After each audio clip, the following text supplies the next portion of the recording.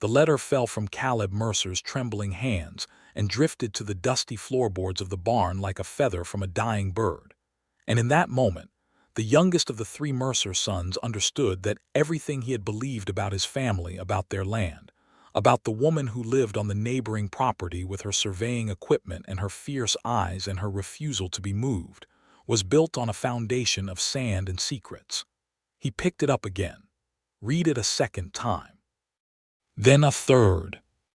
His father's handwriting, that cramped and careful script Caleb had spent his whole life trying to imitate, spelled out a truth so devastating that Caleb felt the ground shift beneath him even though he was standing still.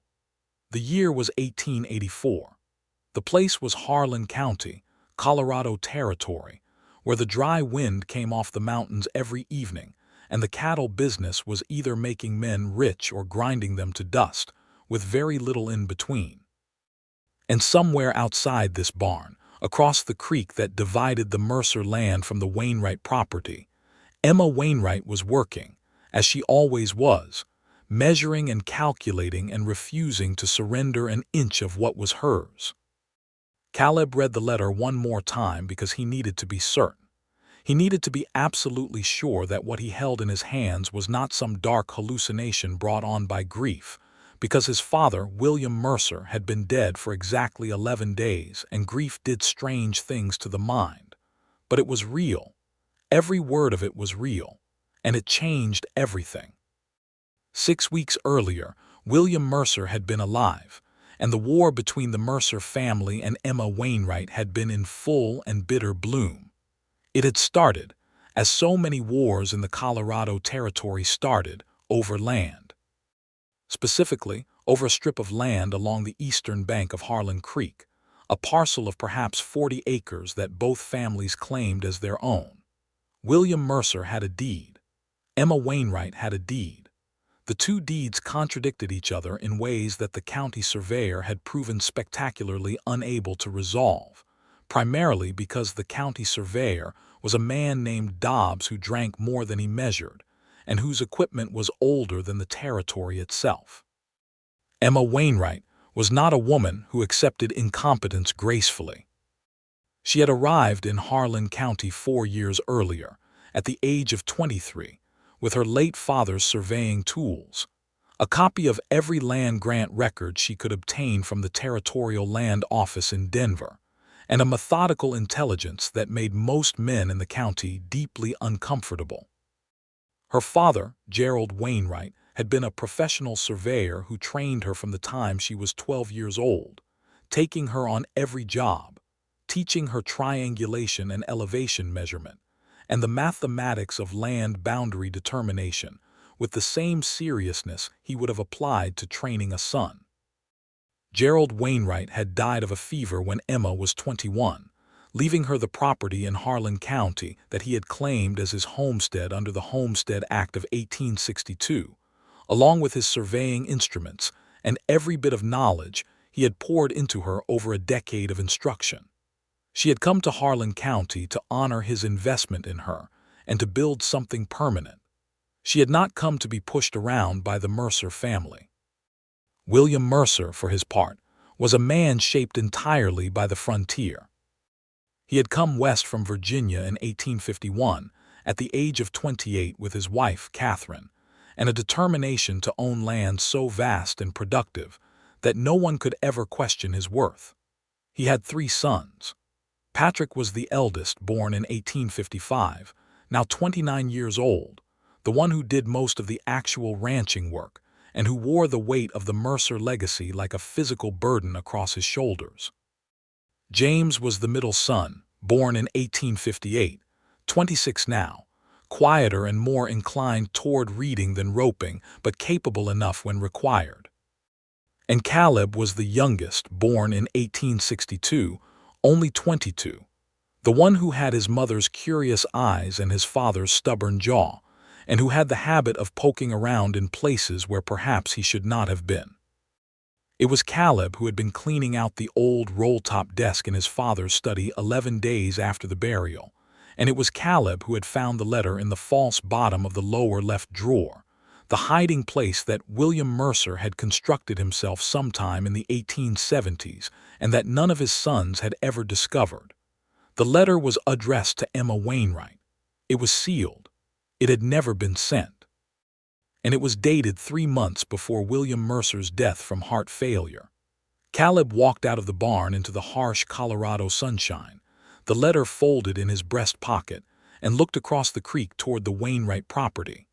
He could see Emma in the distance, a small but precise figure moving along the tree line with her surveying rod, her dark hair pinned up under a wide-brimmed hat that had seen better days. She moved with the kind of focused efficiency that had made her simultaneously respected and resented throughout the county. He needed to tell Patrick. Patrick would know what to do. Patrick always knew what to do, or at least he acted like he did, which was nearly the same thing in a world where confidence was its own kind of currency. Patrick Mercer was in the north pasture when Caleb found him, mending a section of fence that one of the steers had pushed through the previous afternoon. At 29, Patrick was built like the Colorado mountains themselves, broad through the shoulders and chest, with hands that were permanently calloused from 15 years of serious ranch work. He had his father's dark hair, now perpetually dusty, and a jaw that looked like it had been carved from the same red rock that jutted up along the northern edge of their property. He was the kind of man who took up space in a room simply by existing, not through any conscious effort at dominance, but because his physical presence was simply that substantial. He was not a complicated man, or at least that was what most people in Harlan County assumed about him. He worked hard. He was fair in his dealings. He had his father's stubbornness regarding the land dispute, because his father had told him again and again that the 40 acres along the eastern bank of the creek were Mercer land, and Patrick Mercer did not question his father's word. He had made that decision a long time ago, and it had served him reasonably well, except in the matter of Emma Wainwright, where it had resulted in 2 years of increasingly hostile confrontations that had left him feeling strangely unsettled in ways he could not articulate. "Caleb," he said, not looking up from the fence wire he was twisting into place. "Hand me those pliers." "Patrick." Caleb's voice had a quality to it that made his older brother stop and look up. "I found something in Father's desk." Patrick straightened. He studied his brother's face, reading the mixture of shock and something that might have been guilt there. "What kind of something?" Caleb pulled the letter from his pocket. Patrick wiped his hands on his work pants and took it. He read slowly, because he always read slowly, not from lack of intelligence, but from the habit of making sure he understood every word before moving on. As he read, the color drained from his face with a gradual and terrible certainty, like water draining from a basin, until by the time he reached the final paragraph, he looked like a man who had been struck without warning. He folded the letter carefully when he finished. He stood very still for a moment, looking out across the north pasture with an expression that was not quite grief and not quite anger, but something complex and painful that combined elements of both. "He knew," Patrick said finally, his voice flat and quiet. "He knew all along." "Yes," Caleb said. "He knew." The letter, written in William Mercer's careful hand 3 months before he died, was a confession. It explained that in the spring of 1880, William Mercer had discovered that his deed to the disputed 40 acres along the eastern bank of Harlan Creek contained a significant error. Not Emma Wainwright's error. His own, or rather, the error of the original survey conducted on his behalf in 1872, which had misidentified the creek's natural boundary markers and had inadvertently claimed a parcel that properly, legally, and without question belonged to the Wainwright homestead. William had discovered this when he obtained a copy of Gerald Wainwright's original survey work from 1878, work that Gerald had conducted himself with the kind of precision that William's hired surveyor had lacked. He had sat with the 2 documents for weeks. He had done the mathematics himself, haltingly but honestly, and had arrived at the same conclusion each time. Gerald Wainwright had been right. Emma Wainwright was right. The 40 acres belonged to them, And William Mercer had said nothing. He had continued the legal dispute. He had allowed his sons, particularly Patrick, to maintain their aggressive posture regarding the land. He had told himself that the Wainwright girl would eventually give up and sell the property, that she would move on as young women without husbands were expected to move on in a territory that was not kind to solitude, and that when she was gone, the question of the deed would be moot. She had not given up, she had not moved on. And William Mercer had died carrying his secret, leaving it sealed in an unsent letter in a hidden drawer, perhaps thinking that God would settle the matter more kindly than he had been able to manage. Instead, his youngest son had found it. "We have to tell her," Caleb said. Patrick looked at him. "I know that," he said, and his voice was very quiet and very controlled, which was how Patrick sounded when he was working hard to prevent something more volatile from surfacing. "And we have to stop the legal proceedings. Whatever Jensen is doing in the county courthouse, we have to stop it." "I know that too." "Patrick," I said. "I know, Caleb." He handed the letter back to his brother. "Let me think for a day. Just one day. Let me understand what this means before I have to stand in front of her and say it." Caleb understood. He pocketed the letter and left his brother standing in the north pasture, staring at nothing with the expression of a man reassembling the entire architecture of his understanding of himself. What Patrick was feeling, as he stood there alone with the hot Colorado wind moving through the dry grass around his boots, was something more complicated than guilt, though guilt was certainly present. What he was feeling was the particular shame of a man who has acted with conviction and been wrong, who has defended a position with his whole self and been defending a lie he didn't even know was a lie. He had argued with Emma Wainwright at the fence line. He had argued with her in front of Judge Haverty at the county courthouse. He had told every rancher and merchant in Harlan County that the Mercer deed was valid, and the Wainwright claim was the work of an opportunistic woman trying to take advantage of a grieving family. He had been wrong. His father had made him wrong without telling him. The betrayal of that, the dark and specific betrayal of a son by a father who had asked him to fight for something known to be false, sat in Patrick's chest like a stone. But there was something else, too, something that had nothing to do with the letter and everything to do with the woman across the creek. Emma Wainwright had been right. She had stood her ground for 2 years against the Mercer family's legal pressure and social influence and occasional outright hostility. And she had done it alone, with her surveying instruments and her meticulous records and her absolute refusal to be intimidated. And she had been right the entire time. Patrick was not accustomed to being impressed against his will. He did not enjoy the sensation, but he had watched Emma Wainwright work from across the creek and from across the courthouse room, and he had noticed things about her that a man engaged in active conflict with someone should not have been noticing. The way she organized her evidence. The way she spoke to Judge Haverty without deference or apology, presenting her arguments with a cool, precise logic that the judge clearly respected even when he was ruling against her on procedural grounds. The way she carried herself across difficult terrain with her surveying equipment, as comfortable in the field as any man Patrick had ever worked alongside. He had noticed, and he had suppressed what he noticed, because noticing it complicated things considerably.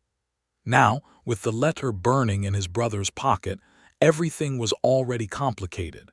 He might as well let himself think clearly. Patrick Mercer spent his one day of thinking, and then the next morning, he saddled his roan horse and crossed Harlan Creek at the shallow ford below the cottonwoods and rode up to the Wainwright property. The house was a solid, unpretentious structure of rough-hewn timber, built with more care for durability than for aesthetics.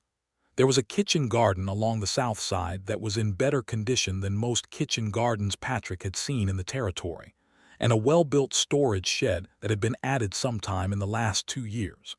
The property had the look of a place that was being maintained with serious and sustained effort by someone who intended to stay. Emma Wainwright was not at the house. She was 50 yards away, setting up her surveying instrument on a tripod near the creek bank, moving with the quick, purposeful efficiency that was her most characteristic quality. She was wearing a divided riding skirt and a practical cotton blouse, with her dark hair braided and pinned, and she did not look up when she heard his horse approach, though he was quite certain she had heard him.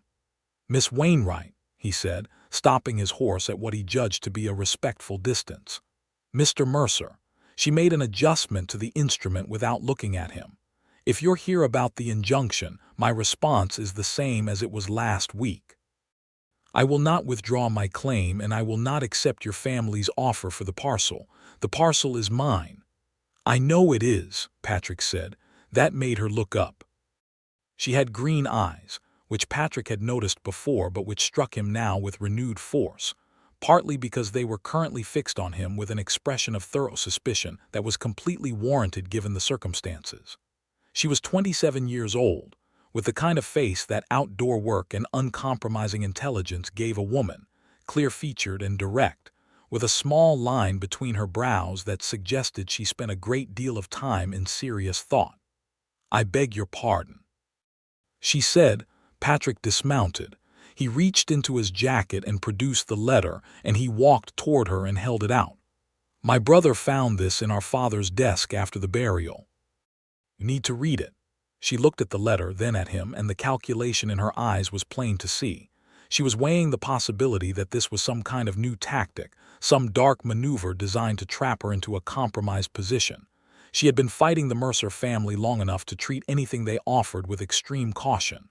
"What is it?" she asked. "A letter my father wrote to you and never sent." Patrick kept his voice level. "It explains the truth of the land dispute, all of it. I'm not asking you to take my word for anything. Read it yourself." A long moment passed.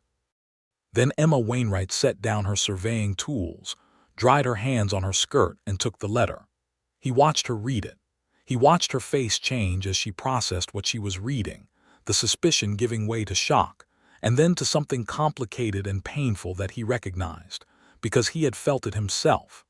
The particular quality of grief that comes from learning that you have been fighting a battle that was already decided before it started, and that the enemy knew it and fought anyway.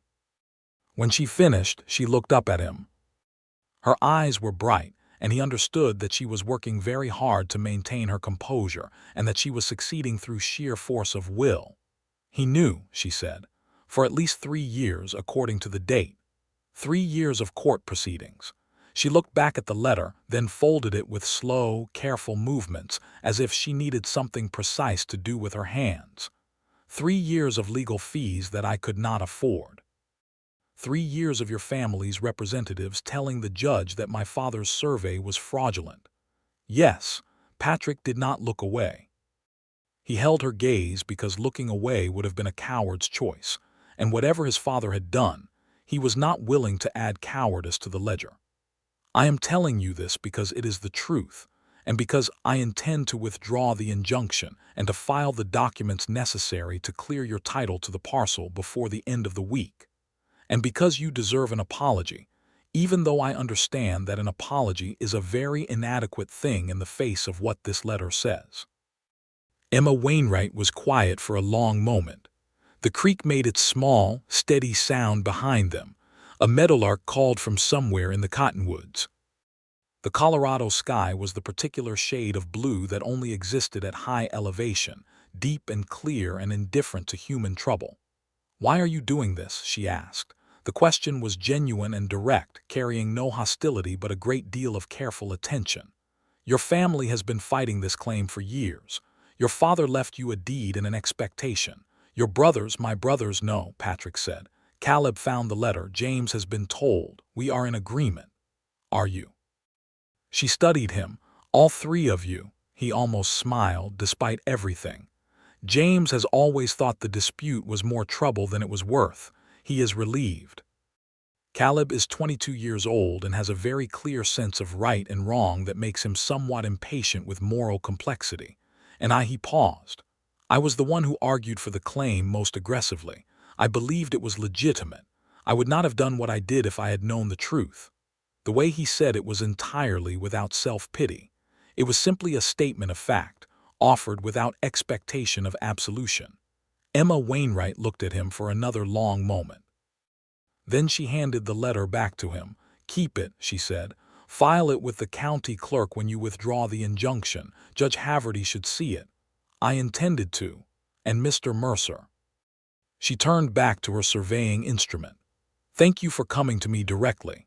It was not forgiveness. He had not asked for forgiveness, and she had not offered it, because the situation was more complex than forgiveness could address with any kind of honesty. But it was an acknowledgment, and it was more than he had expected, and he carried it back across the creek with him, feeling somehow both lighter and more troubled than he had arrived. Over the following weeks, Patrick Mercer did exactly what he had said he would do. He filed the withdrawal of the injunction.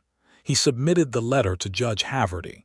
He had the county clerk note the resolution of the dispute in the land records. The lawyer their father had hired, a pinch-faced man named Jensen who had driven from Denver for the proceedings, was sent back to Denver without his final fee, which he objected to strenuously, until Patrick explained the situation in terms that left very little room for argument. The resolution of the dispute should have meant that Patrick Mercer and Emma Wainwright returned to being distant neighbors with no particular reason to interact. The creek was the boundary. The land was settled. The hidden motive that had driven the conflict was now a matter of public record. But something strange happened instead. It started because of the disputed fence line. When the land survey question was resolved, it became necessary to actually establish the physical boundary along the creek bank, which meant a new survey was required, and the county surveyor was still Dobbs, who was still largely unreliable. Emma Wainwright offered to conduct the survey herself, as she was fully qualified to do, but offered it in the form of a challenge rather than a request, presenting the proposal to Patrick at the property line one morning with the clear expectation that he would object. He didn't. "If you're willing," he said, "it would be done properly for once." She blinked, as if she had prepared for resistance and found the lack of it disorienting. "It will take 2 days. I'll need someone to hold the surveying rod while I work the instrument." "I can do that," Patrick said, "or one of my brothers." "You'll do," she said, in a tone that suggested she had evaluated her options and found him minimally acceptable, which was more or less accurate. So they worked together for 2 days along the creek bank, Patrick Mercer holding the surveying rod exactly where Emma Wainwright told him to hold it, and making adjustments when she directed, and Emma Wainwright moving between her instrument and her field notes with the focused intensity of someone who found this kind of precise work genuinely satisfying.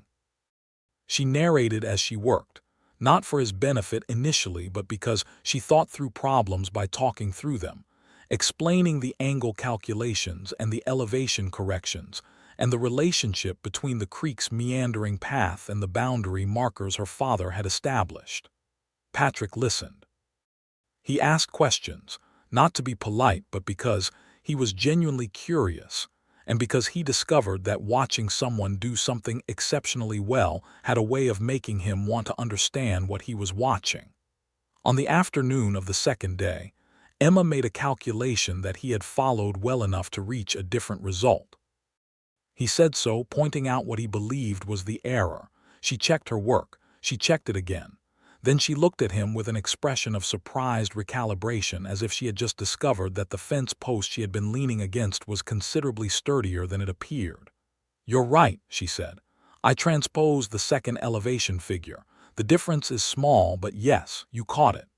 "I've been watching you work for 2 days," he said. "I was paying attention." "Most men don't pay attention to surveying mathematics," she said. "Most men don't pay attention to surveying at all unless they think someone's cheating them." "Most men haven't spent 2 years in a land dispute," he replied. A pause. Then, unexpectedly, she laughed. It was a short laugh, surprised out of her rather than offered, and it changed her face in a way that Patrick found startling and then immediately tried not to think about. That evening, when the survey work was finished, she offered him coffee from the pot she kept going on a small camp stove in the field. They sat on the creek bank in the long golden light of a Colorado summer evening and drank their coffee and said very little. But the silence was the kind that exists between two people who have discovered, against all expectation, that they do not find each other's company unpleasant. Patrick rode home and spent a significant portion of that night thinking about things he would rather not have been thinking about. James noticed first, because James was the one in the family who paid attention to the interior states of other people. He found Patrick the following morning in the kitchen, staring at his coffee with an abstracted expression, and said, with very little preamble, "You like her." Patrick looked up. "Don't start." "I'm not starting anything. I'm making an observation." "Your observation is incorrect." James poured himself coffee and sat down across the table. He was 26, slimmer than Patrick and with their mother's coloring, light brown hair and patient gray eyes. He had spent 2 years reading law books by lamplight after everyone else was asleep, with the intention of becoming an attorney someday, and this gave him a particularly careful relationship with evidence. "You spent 2 days working alongside her, and you came home looking like a man who had just lost an argument he didn't even know he was having." Patrick said nothing. "She's remarkable," James said, without any teasing quality. "I've watched her in the courtroom. She's the clearest thinker in Harlan County, which is why Father's lawyers found her so difficult. They kept trying to introduce uncertainty into her evidence, and she kept dismantling the uncertainty with mathematics. It was impressive." "It was," Patrick agreed before he could stop himself. James smiled. He drank his coffee and did not push further, because he was perceptive enough to know when the most useful thing was silence. But the situation was more complicated than James's quiet observation acknowledged. The history between the families was real, and its damage was real. The 3 years of legal conflict had cost Emma Wainwright money she could not easily afford, had cost her time that she needed for her property, and had been waged on the basis of a secret that William Mercer had chosen to keep. The apology that Patrick had offered her was inadequate, as he had said himself. The question of what reparation actually looked like, beyond the legal resolution, was not one he knew how to answer. He did not know how to approach her. He did not know if approaching her was appropriate. He did not know if she would want to be approached. What he did know was that he had no logical reason to cross the creek again, and that he found himself inventing reasons anyway, which was not a habit he recognized in himself. The actual reason came 3 weeks later, and it was nothing he could have anticipated. One of the Mercer cattle had pushed through the repaired fence line along the creek and wandered onto the Wainwright property, which was irritating but not unusual.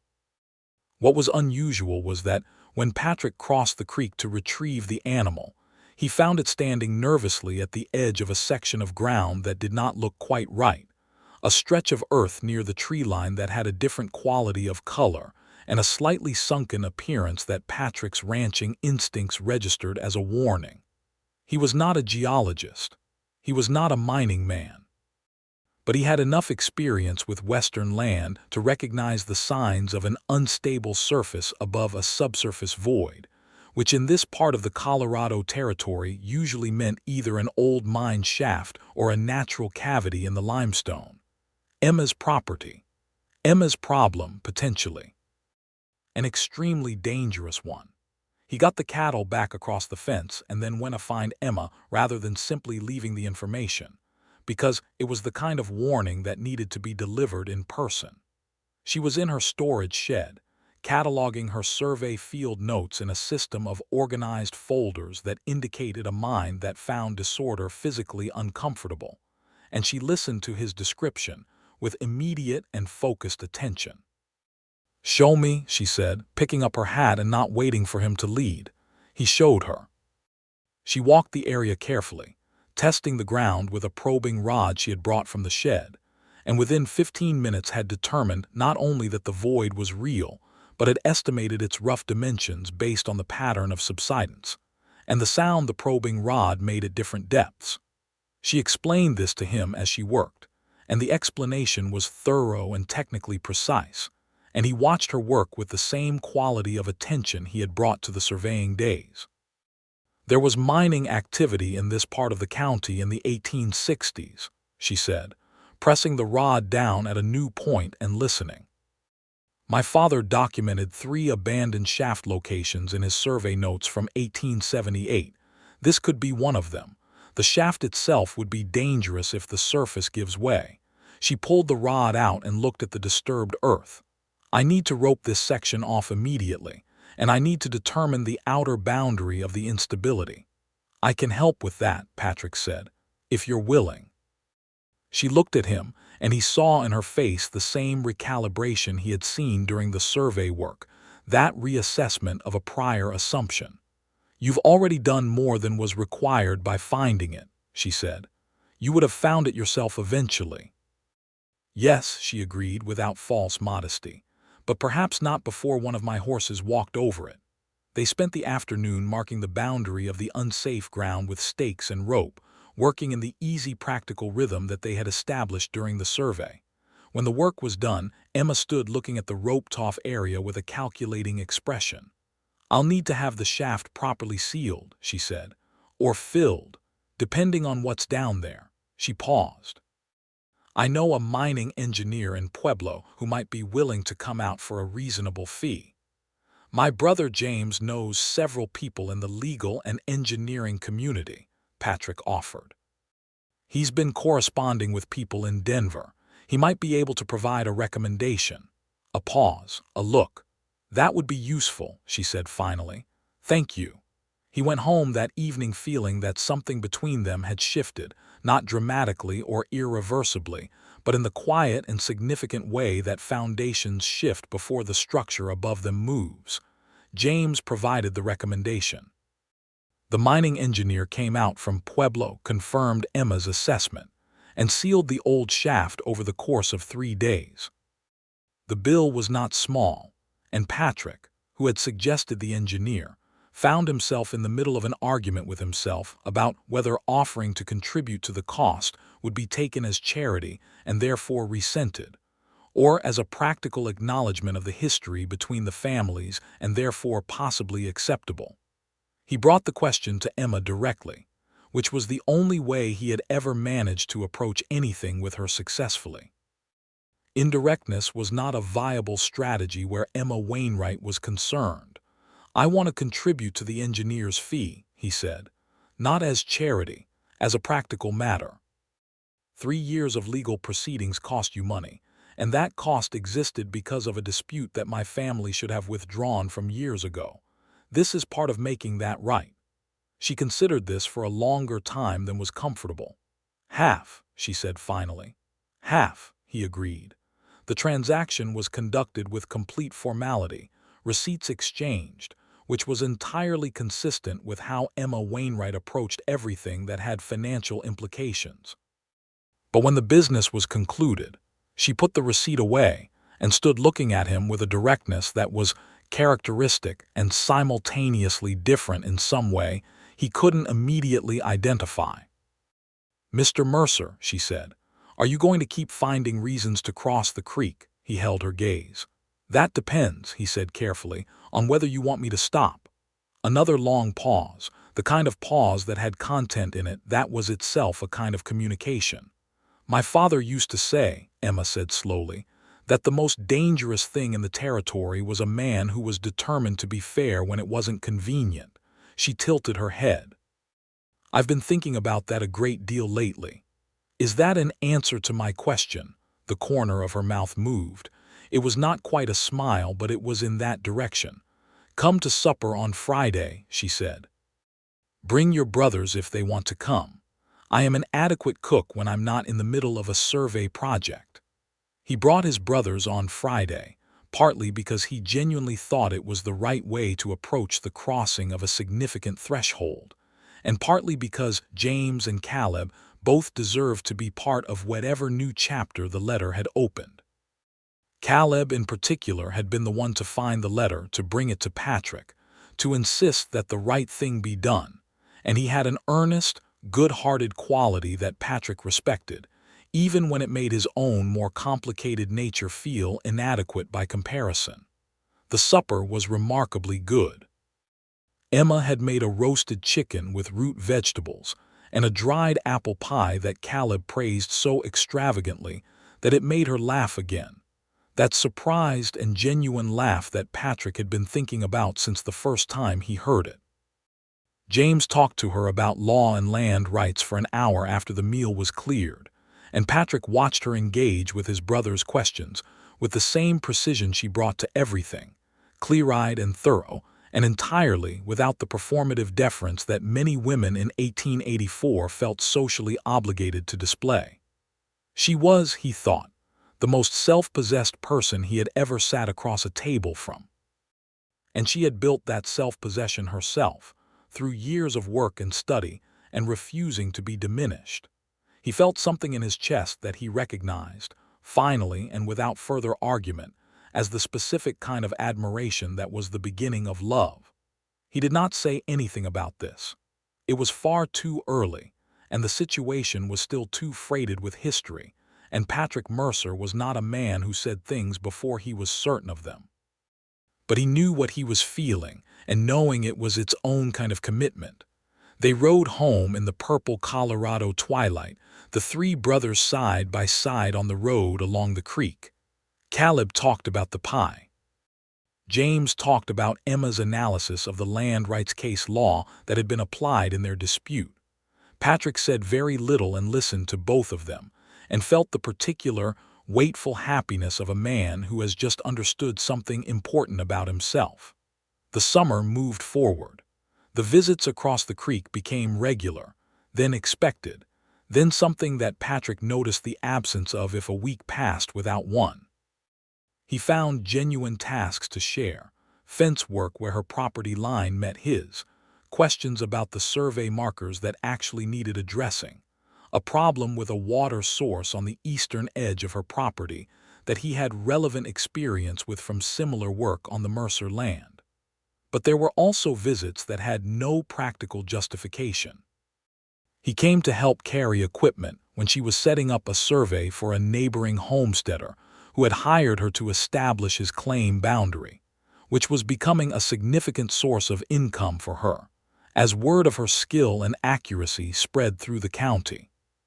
He came because the work was being done adjacent to the Mercer property, and he had a legitimate reason to be in the area. Then he came the following day when the work had moved further away, and they both understood why he was there, and nothing was said about it, because something was developing between them that was proceeding in its own careful time and could not be rushed without breaking it. Emma Wainwright was not a woman who would fall in love carelessly. Patrick understood this and respected it, because a woman who had built her independence so deliberately, and at such cost, had every right to be careful about who she allowed into the structure of her life. Her independence was not a phase she was passing through until someone came along to relieve her of it. It was herself, and any man who wanted to be part of her life would need to understand the difference between partnership and possession. Patrick Mercer was working on that understanding. It did not come naturally, not because he was a bad man, but because he had grown up in a world that taught men certain assumptions about how a household worked and what a woman's role in it was, and unlearning those assumptions required deliberate effort. He was making the effort because she was worth it, and also because the work of reconsidering one's assumptions, while uncomfortable, had a way of leaving a man genuinely larger than he had been before he started. There was a moment in late August that clarified things significantly. Patrick had come across the creek to help Emma load her surveying equipment into her wagon for a job 3 miles east of the property. A 3-day assignment, establishing the boundaries of a new homestead claim for a family from Kansas named the Hendersons. It was good, steady work, and the fee she quoted was fair, and Patrick had watched her negotiate the terms with the Henderson patriarch with the kind of confident clarity that made the negotiation feel entirely natural, even though the Henderson man had clearly expected to be dealing with a man.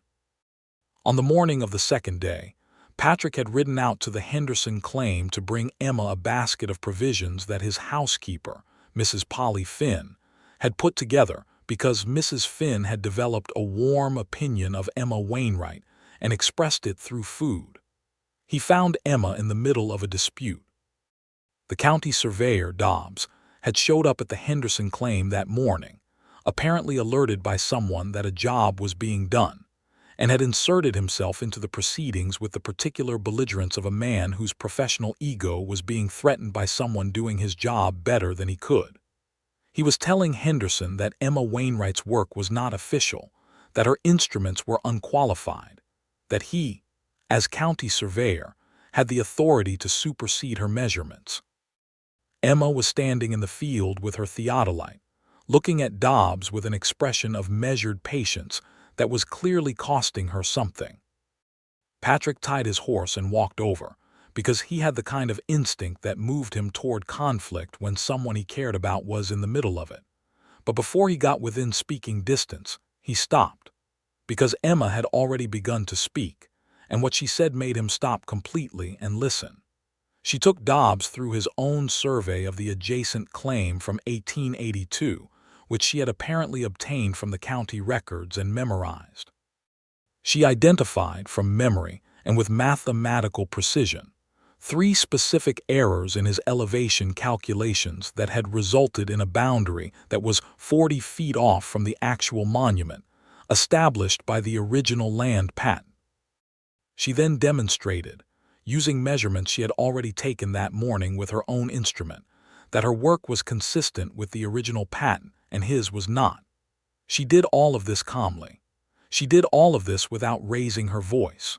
She did all of this in front of Henderson, who was watching with the focused attention of a man whose property rights were directly at stake, and Dobbs, who was turning an increasingly vivid shade of red. When she finished, she turned back to her theodolite and made an adjustment. "I believe the county commissioner's office would find this comparison interesting," she said, without looking at Dobbs, "particularly the 1882 Henderson adjacent survey. However, if you'd like to conduct your own measurement of this claim boundary and submit it alongside mine, Mr. Dobbs, I'm sure Judge Haverty would be able to determine which is accurate. He's done it before." Dobbs left. He left with approximately the amount of dignity that a man can retain when he has been comprehensively outperformed in public, which was not much. Patrick stood where he had stopped, still holding the provisions basket, and felt something happen inside his chest that was too large and too definitive to be anything other than what it was.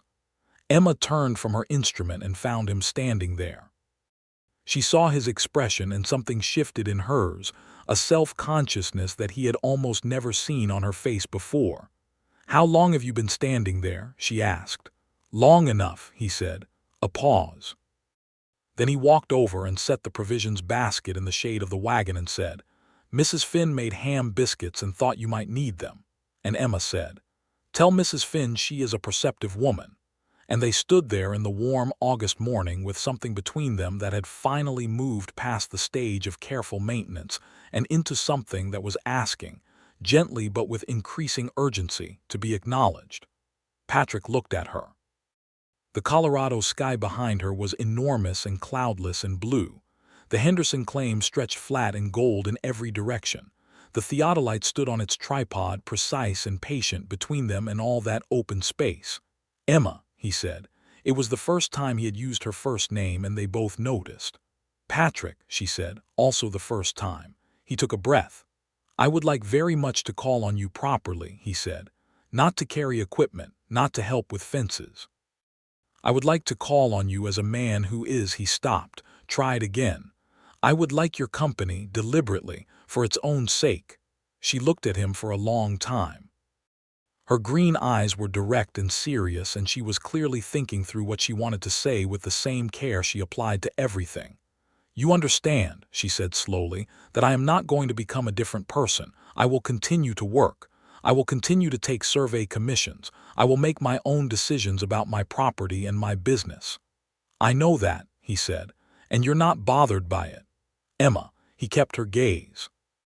"I crossed this creek to tell you the truth when it was not convenient for me to tell it. I spent 2 days holding a surveying rod so you could do your work properly. I watched you dismantle Dobbs's professional pretensions with nothing but mathematics and public records.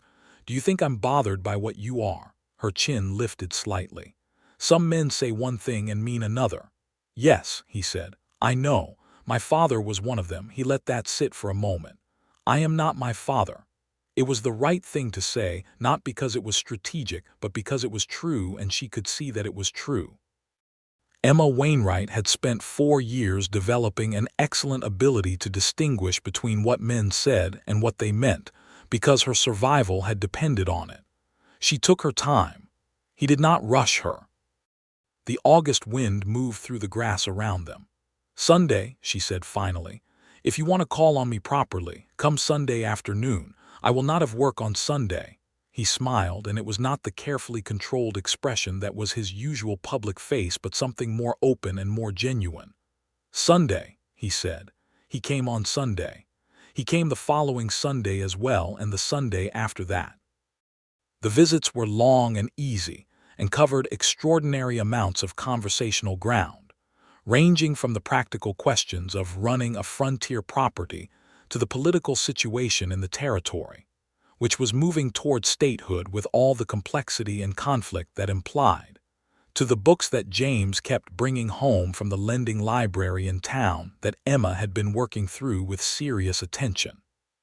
She had opinions about everything, which Patrick had known, but the quality of those opinions, the rigor and the range of them, continued to surprise him in ways that were entirely pleasurable.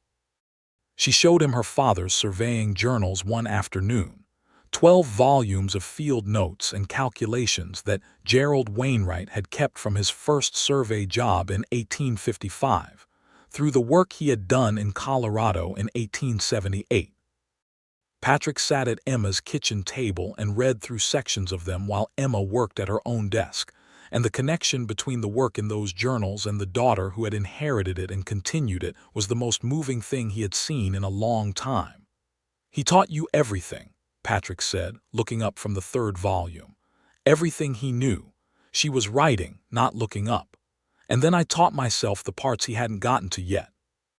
There have been significant developments in triangulation methods in the last decade. I've been corresponding with a surveyor in San Francisco who trained under a student of Ferdinand Hassler." Patrick did not know who Ferdinand Hassler was, but he stored the name to look up later because that was the habit he had developed with things Emma said that he didn't yet understand. "You're better than he was," Patrick said. "Your father, aren't you?" She stopped writing. She thought about it honestly because she was not a woman who either falsely dismissed her own capability or inflated it. "In some respects," she said finally, "he had more field experience in difficult terrain. I have better theoretical grounding and more current methods." She paused. "He would have been pleased about that." Patrick looked at her. She was not looking at him, her head bent over her desk, and in her profile he could see something that was not sadness exactly, but the quiet, sustained weight of a person who has loved someone very much and learned to carry that love forward as a form of honoring them. He understood that weight. He was carrying his own version of it, complicated by the betrayal that the letter had represented, the discovery that the man he had believed in completely had done something that required belief to be revised. "Are you at peace with your father?" Emma asked, and the question was so direct and so perceptive that he understood she had been thinking about this about him in ways she hadn't indicated until now. "Not entirely," he said honestly. "What he did to you, what he did to us by keeping that secret, it's a kind of damage that doesn't resolve quickly. I respected him completely. I would have done anything he asked. And he asked me to fight for something he knew was wrong." "He was afraid," Emma said. Patrick looked at her. "What?" "The letter." She set down her pen. "I've thought about it a great deal since you brought it to me. He was afraid of what it would mean to admit he was wrong. He was afraid of losing land he'd built his identity around. He was afraid of how his sons would see him." She tilted her head. "None of that excuses what he did, but understanding why someone does a damaging thing is different from excusing them for it, and understanding it makes it possible to stop carrying it as pure anger. Patrick was quiet for a moment. "That is a more generous reading than he deserved," he said finally. "Probably," she agreed. "But I'm the one who was most damaged by it, so I think I can choose how I read it." He looked at her for a long moment with something in his face that she might have needed to look away from, except that she didn't. She held his gaze steadily as she did everything. "Emma," he said, in that way that had come to mean something specific between them. "Patrick," she said, "same quality, same meaning." He stood up from the table and crossed to her desk, and she turned in her chair to face him, and he took her hand in both of his very carefully, the way a man holds something that he understands the value of. "I am not a complicated man," he said. "I am not eloquent. I know how to work land and manage cattle and fix what is broken. I know how to keep a promise." He paused. "I've been in love with you for long enough that I am tired of not saying it, and I am saying it now. And I would like you to know that it is the kind of love that is not going to change or diminish because you are inconveniently capable or because you have opinions that differ from mine or because you insist on doing your own work in your own way. It is specifically that love, because you specifically are what you are." Emma Wainwright looked at him. Her green eyes were very bright. "I know," she said softly. "You know." "I've known for several weeks," the ghost of a smile. "I was waiting to see if you would say it." He laughed. It was a real laugh, surprised out of him the way her laughs were surprised out of her, and the sound of it filled her small kitchen in a way that felt like the beginning of something. "Did I pass the evaluation?" he asked. "With some distinction," she said. "Yes." He raised her hand and pressed it to his lips, which was a formal gesture and also a sincere one, and she let him, which was an acceptance and also a declaration. The autumn of 1884 was, by the standard of Colorado Territory autumns, extraordinarily beautiful. The aspens went gold along the mountain slopes, and the creek ran clear and cold between the Mercer and Wainwright properties, and the land dispute that had poisoned the relationship between the two families was 3 months in the past, filed and resolved, and becoming the kind of history that people could reference without reopening the wound. Patrick and Emma's courtship was conducted with the same practical directness that characterized everything they did. He was at her property 2 or 3 evenings a week, and she came to the Mercer house for Sunday dinner frequently enough that Mrs. Finn, who approved heartily, began making an extra pie when she knew Emma was coming. James and Emma had formed a genuine friendship rooted in their shared intellectual habits. Caleb, who was the youngest and the most openly emotional of the Mercer men, had adopted Emma with the wholehearted enthusiasm of someone who had identified the right answer and was delighted that everyone else had caught up. The conversations between Patrick and Emma ranged over everything. They talked about the territory's political future. They talked about the economics of ranching and the survey business. They talked about the mine shaft that had been sealed and what its presence suggested about the geological history of the area, which Emma found interesting in a professional capacity. They talked about the books James kept providing. They argued about things with the specific pleasure of two people who trust each other's thinking enough to disagree without it feeling like a threat. One evening in October, with the first real cold of the season making the creek frost over at the edges, Patrick asked her to marry him. He had thought carefully about how to do it. He had thought about grand gestures and about formal speeches and had concluded that neither of those things was Emma, and if they were not Emma, they were not right. He asked her while they were sitting on the porch of her house in the cold evening air with blankets and coffee, watching the stars appear over the mountains one by one, and he asked her simply and directly in the way that she had taught him without intending to that all-important things should be asked. "Emma Wainwright," he said, "will you marry me?" She turned and looked at him in the dim starlight. "What would that mean?" she asked. Specifically. He had expected this. He had prepared for it. "Your property remains your property," he said. "Your survey business is yours. The decisions about your land are yours to make. I want a partnership, not a property transfer." He held her gaze. "We would build something together, but we would build it from two equal pieces, not from one person absorbing another." She was quiet for a long moment. The stars were coming out fully now, the great western sky thick with them in a way that the east never quite managed. "My father always said," she said slowly, "that the best surveys were the ones where two independent measurements confirmed each other, that the confirmation didn't diminish either measurement. It proved them both." "That's a more elegant way of saying what I said," Patrick noted. "You're getting better at it," she said. "But yes, I will marry you." He took her hand under the blanket. They sat on the porch in the starlight for a long time after that, talking about nothing important, which was itself a kind of importance. They were married in December of 1884, in the church in Harlan, which was a small building but serviceable, with the Reverend Elkins officiating and approximately 40 people from the county in attendance. Emma wore a dress she had made herself over the previous 2 months in the evenings, a practical dark green wool that was dignified without being impractical, because she had strong opinions about impractical clothing. James stood with Patrick. Caleb cried openly, which embarrassed him and delighted everyone else. Mrs. Finn brought 4 pies. The wedding was talked about in Harlan County for some time afterward, not because it was extravagant but because the particular history of it, the land dispute, the secret letter, the resolution that had turned conflict into courtship, made it the kind of story that people wanted to tell.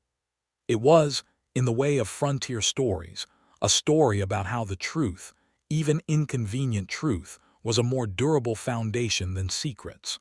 What happened to the 2 properties required some practical decisions. They decided that the most sensible arrangement was for Patrick to move his base of operations to the Wainwright house, which was better positioned relative to the surveying work that would continue, while the Mercer house would be managed by James, who was now formally studying law by correspondence, with an arrangement that allowed him to work toward a certificate of admission to the territorial bar. Caleb, who had been quietly courting the daughter of a homesteader named Abernathy for most of the summer, had his own future taking shape and was unconcerned with arrangements that accommodated his oldest brother's happiness. The merger of the 2 properties made good practical sense. Emma's 40 acres along the creek, now unambiguously hers, provided summer grazing that complemented the Mercer land's winter range. The 2 operations, while remaining legally separate as Patrick had promised, worked in concert in ways that made both more efficient and more resilient. But the most important thing that happened after the wedding was simpler than any of that. What happened was that Patrick Mercer and Emma Wainwright built a daily life together that was, by the standards of either of their previous lives, extraordinarily good. Emma continued her survey business, which had grown substantially by the spring of 1885, when the territory's increasing development meant that accurate land boundary work was in constant demand. She had 2 regular clients in neighboring counties, and was in correspondence with the Territorial Land Office about the possibility of official certification, which would make her the first formally certified female surveyor in Colorado Territory. The Land Office correspondence was cautious, as Land Office correspondence always was, but not discouraging. Patrick managed the combined ranch operation with the same focused competence he had always brought to the work, and the additional land improved the Mercer herd's condition measurably by the following summer. He and Emma reviewed the ranch accounts together on Sunday evenings, a practice Emma had instituted, because she had found some room for improvement in how the accounts were organized, and Patrick had agreed because the accounts were indeed better organized Emma's way. He had also begun reading more. James had noted this with quiet satisfaction. Patrick was working through a history of the Colorado Territory that James had ordered from a Denver bookseller, and then through a practical guide to advanced cattle management that Emma had found in a catalog, and then, somewhat to his own surprise, through the first 2 volumes of Gerald Wainwright's surveying journals, which Emma had lent him with the casual confidence of someone who did not doubt that the gift would be received well. "Your father," Patrick said one evening, looking up from the first journal, marked his measurements in a different color ink when he was uncertain about them. Emma looked over from her own work. "Yes, a red pencil. He said a surveyor who doesn't know the limits of his own precision is a danger to everyone." "That's a good philosophy for more than surveying," Patrick said. She smiled at him from across the room, and the smile was the full version, the one she gave entirely without the self-consciousness of the early months, and it landed in his chest in the same way it always did, warm and solid and entirely welcome. In the spring of 1885, Emma told Patrick she was pregnant. She told him in the morning, matter-of-factly, while he was pulling on his boots, because she was not a woman who built up to things, and he sat with his boot half on for a moment, processing the information, and then he crossed the room in 2 steps and held her in a way that was not careful or cautious but entirely spontaneous and rather forceful, which made her laugh and return the embrace with equal force. She continued working through the spring and into the summer, modifying her field work gradually as the pregnancy progressed, and she was entirely capable of determining for herself when modification was necessary and what it should consist of. And Patrick understood this completely, which was one of the reasons the marriage was working as well as it was. Their son was born in November of 1885, in the same house where Emma had lived since she had come to Harlan County, attended by the county midwife and by Mrs. Finn, who had declared that she intended to be present and had not been successfully argued out of it. He was a healthy boy with Patrick's dark hair, and the midwife said his mother's eyes, though it was too early to be certain. They named him Gerald William Mercer, the first name for Emma's father and the middle name, after long discussion, for Patrick's. Emma had said that William Mercer had done a damaging thing, but he had also been Patrick's father and the grandfather of this child, and the world was not divided cleanly between people who did everything right and people who did everything wrong, and she thought acknowledging his place in the family's history was honest, even if it was complicated. Patrick had been moved by this more than he could easily say, and said less than he felt, and held his son a great deal for the first several days, which communicated more than words would have managed. Caleb Mercer married Sarah Abernathy in the spring of 1886, and it was a cheerful and thoroughly attended wedding that Emma and Patrick celebrated with considerable warmth. Caleb, as the youngest, had found his footing more easily than either of his older brothers in some respects, unencumbered by the weight of expectation that Patrick had carried and the intellectual distance that James maintained. He was happy in a straightforward and wholehearted way that his brothers found both slightly enviable and entirely admirable. James passed his territorial bar examination in the summer of 1886, becoming one of the few self-trained lawyers in Colorado to be formally admitted in that period. He set up a practice in Harlan with modest beginnings and considerable promise, and his first case, handled with the quiet precision that characterized everything he did, was a successful defense of a homesteader family whose water rights were being challenged by a larger ranching operation. The parallels to the Mercer Wainwright dispute were not lost on anyone, and James handled them with the kind of equanimity that came from having thought carefully about the lessons of his own family's recent history. The Territorial Land Office, after nearly a year of correspondence and the submission of an extensive portfolio of Emma's completed survey work, formally certified her as a licensed surveyor in the autumn of 1886, making her, as she had anticipated, the first woman to hold that designation in Colorado Territory.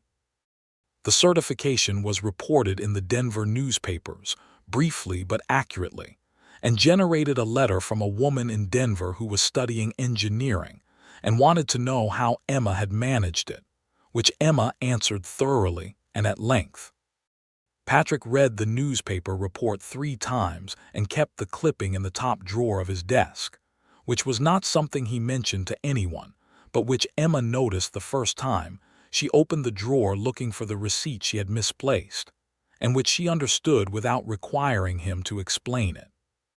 Little Gerald Mercer was walking by Christmas of 1886, a determined and slightly unsteady exercise in forward motion that his father watched with the kind of absorbed delight that Patrick had previously reserved for watching things he found professionally impressive, and that Emma watched while standing beside Patrick, their shoulders touching, in the easy physical closeness of a marriage that had found its natural rhythm. "He walks like you," Emma said, watching their son navigate the length of the porch railing with one hand for support. "He's got your determination," Patrick replied. "Look at his face. He knows exactly where he's going." Emma looked at her husband's face as he said it. The expression there was one she had come to know well over 2 years of marriage, that open, unguarded quality that appeared when he was genuinely moved and not trying to manage how he appeared. She had discovered that Patrick Mercer was considerably more emotional than his exterior suggested, which was not a surprise exactly, but was an ongoing source of warmth. She took his hand. He closed his fingers around hers without looking away from their son, who had reached the end of the porch railing and was regarding the remaining distance to the door with the expression of a person weighing options. "There is something I have been thinking about," Emma said. "Yes. My survey commissions are increasing. I turned down 2 jobs last month that I couldn't take on simultaneously. I've been thinking about whether it would make sense to take on an assistant, someone I could train." Patrick considered this. "There's that Hendricks boy from the homestead near the eastern boundary. He's 17 and has demonstrated strong mathematical aptitude according to his father. He's also not yet of working age for a formal employment arrangement," Emma noted.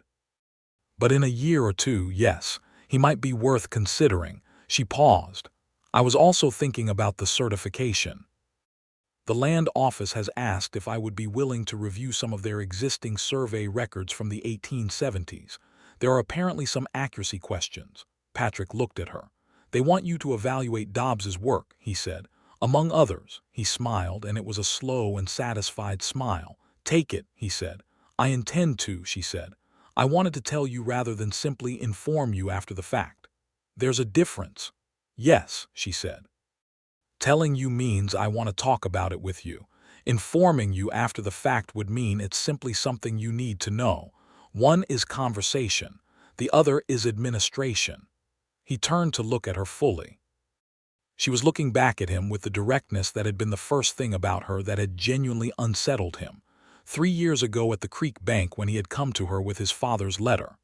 The directness that had not softened over time but had become, in the context of what they had built, the most comfortable thing he knew. "I love you," he said. It was a simple and straightforward statement, not an occasion, just a fact delivered at a moment when it seemed important to say. "I know," she said. "I love you too." And then, because she was Emma Wainwright and therefore always had the additional thought ready, "Gerald is about to fall." Patrick spun around in time to catch his son, who had launched himself from the end of the porch railing with the overconfident optimism of a newly walking 14-month-old, and was now suspended in his father's arms, looking startled and then delighted. Patrick held his son up and looked at his face, that small dark-haired face with Emma's eyes, and felt the specific quality of happiness that comes from standing at the center of a life that is genuinely right, built honestly from honest materials. He thought about his father's letter. He thought about it differently now than he had in those first stunned days after Caleb found it.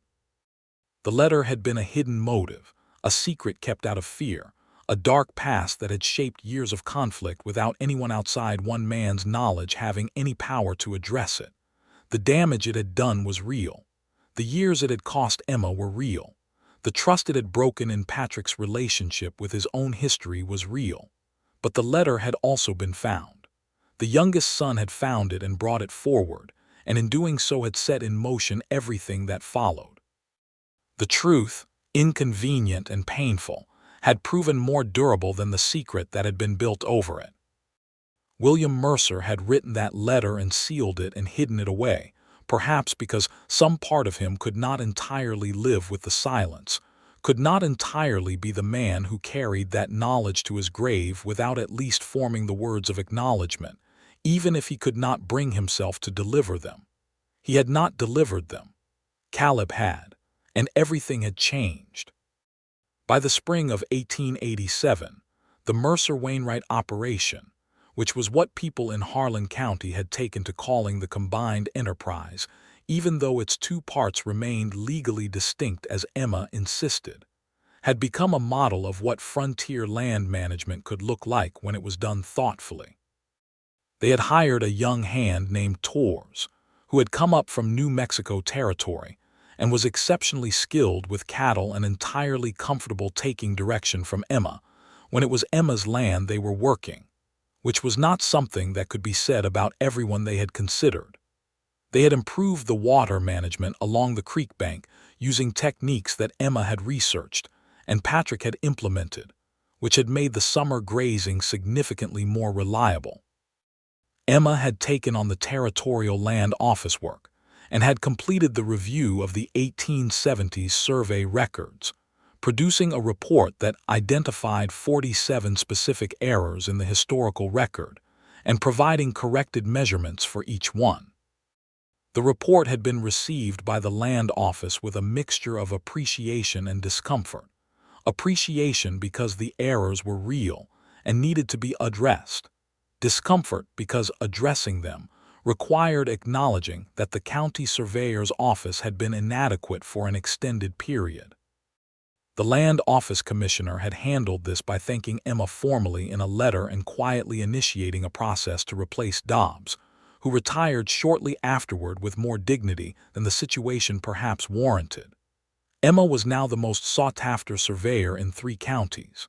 She had trained the Hendricks boy, who had turned 18 the previous autumn and was a genuinely gifted student, with her father's methodical instincts and a quicker facility with the newer calculation methods.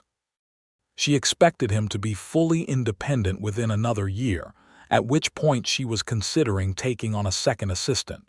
The survey business was thriving. The ranch was healthy.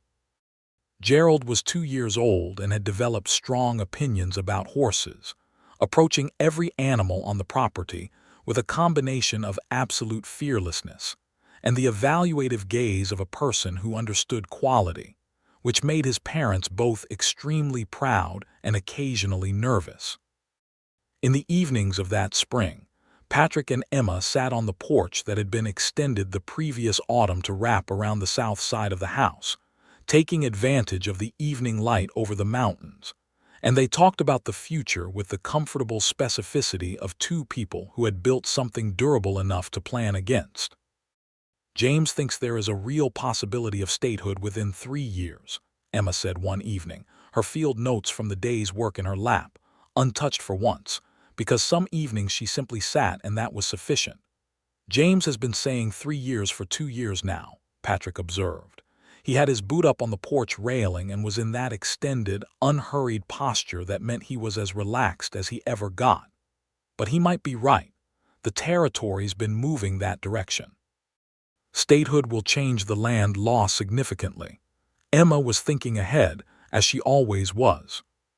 The property rights framework will need to be reestablished against the state constitution rather than the territorial code. There could be opportunities and complications. "James will be ready for it," Patrick said. "He's been preparing for exactly that kind of work." "So have I," Emma said. She looked at him. "I've been thinking about the survey business in that context. A state land office will need significantly more surveying capacity than the territorial office has had. There could be a permanent position available." Patrick looked at her. "A government post. It would mean different work, more administrative, less field time." She considered this. "I'm not certain it's what I want." "I was thinking about it, though." "What do you want?" he asked, not as a challenge but as a genuine question, offered in the way that he had learned to ask things, which was without assumption attached. Emma thought about it. The mountains were turning pink in the late light. Gerald was asleep inside, having exhausted himself with the horses. The creek made its steady sound across the meadow. "I want this," she said, and the simplicity of it was unlike her usual precision, but it was accurate. "The work and the land and the life we've built here, whatever form it takes as things change." She paused. "And I want another child when the time is right." Patrick looked at her for a long moment. Then he reached over and took her hand from her field notes and held it in the same careful way he had held it years ago in this same kitchen, at the beginning of this same thing. "We have time," he said. She turned her hand to hold his back. "We have time," she agreed. Their daughter was born in January of 1888 during a cold snap that kept the creek frozen solid for 2 weeks.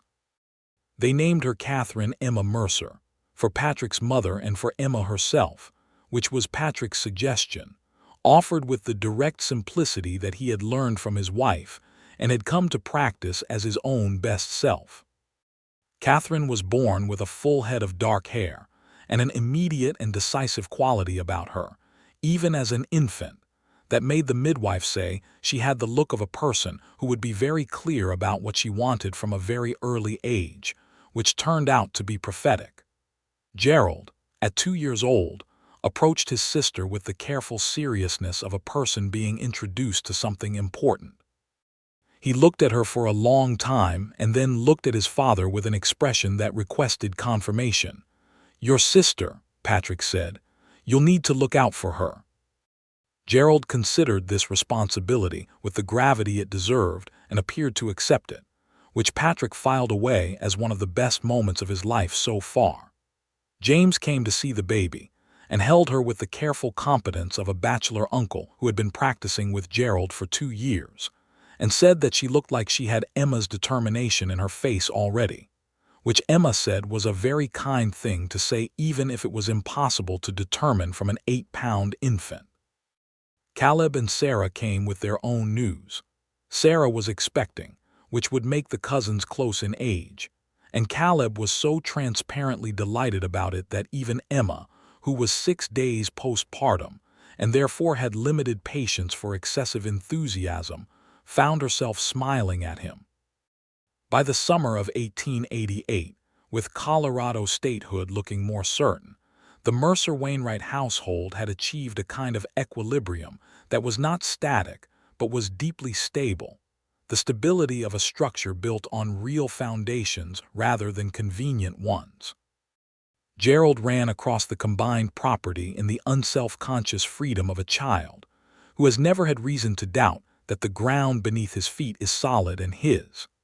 Catherine, at 6 months, observed the world from her father's arms or her mother's hip or her grandfather's surveying journals, which Emma had placed on the low shelf where Gerald could also reach them, because she had decided that a surveyor's library should be available to whoever in the household wished to use it. Patrick had read through all 12 volumes of Gerald Wainwright's journals by that summer.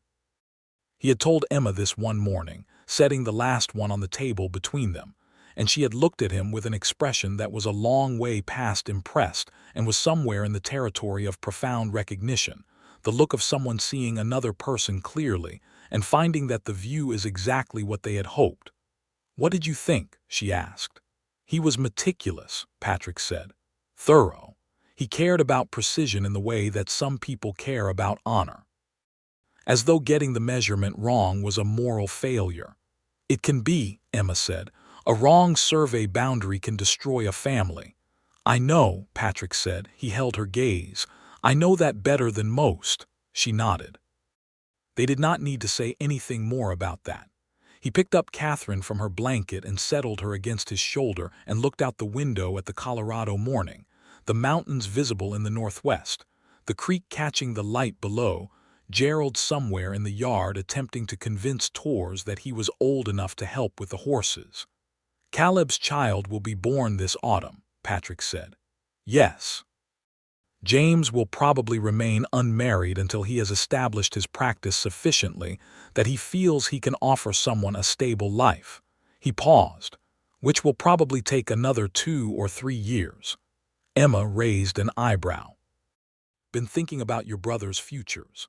I think about their futures." He turned from the window. "They're my family. And Gerald and Catherine are your family," Emma said. "And I am your family." "Yes," he said, and the word was so complete and so certain that it required nothing added to it. Emma Wainwright had come to Harlan County, Colorado, in 1881 with her father's surveying tools and her father's training and an absolute determination to build something permanent. She had built it. Not in the form she had initially planned, not alone, but in partnership, which her father had also told her was the best way to build anything that was meant to last. She thought about the letter sometimes.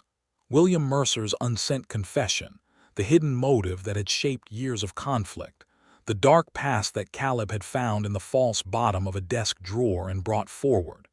She had made her peace with it in the way she had told Patrick she would, by understanding it without excusing it, and then by choosing to build something on what the truth had revealed rather than on the damage the secret had done.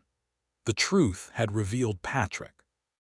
The truth, brought forward by his youngest brother with the stubborn moral clarity of a 22-year-old who had not yet learned to make accommodations with dishonesty, had set in motion everything that followed. The survey, the mine shaft, the supper invitation, the creek bank conversations, the Sunday calls, the marriage, Gerald, Catherine, this morning, this life. She got up from the table and crossed to where Patrick stood with their daughter, and she put her hand on his back in the quiet, habitual way of a person who belongs completely where she is standing. He turned to look at her. Catherine was asleep against his shoulder, entirely content.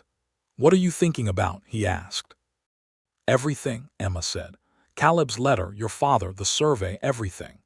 And she looked at him, at the face she had been studying for 4 years now and understood better than she had expected to understand any face, the rugged bones of it and the genuine warmth beneath the careful exterior and the way he had changed, the way they had both changed by the accumulated weight of choosing honestly. "And it's enough," she said. "More than enough. It is everything it needs to be." He pressed his free hand over hers against his back. Catherine made a small sound in her sleep that was not a complaint but a dream. Gerald's voice came from the yard, engaged in some spirited negotiation with Tors about horses. The creek moved below the meadow, cold and clear and constant, running between two properties that were no longer in conflict, across a boundary that had been honestly surveyed and correctly understood, carrying nothing downstream but water. The letter had never been sent. The secret had been kept for 3 years by a man who could not bring himself to do the right thing, and had sat in a false-bottomed drawer until a 22-year-old with honest eyes found it and changed everything. Changed it into this. Into the morning light on the mountains, and the children and the work that mattered, and the man and woman who had come at it from opposite sides of a creek and built, from the wreckage of a family's hidden motive, something that was neither of their original plans and was better than either of them. Outside, the Colorado summer was beginning its long, golden, generous work.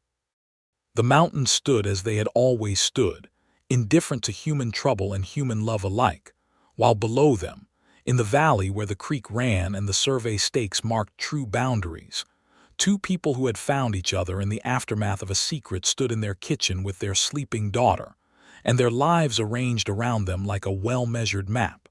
Clear, correct, and very nearly perfect.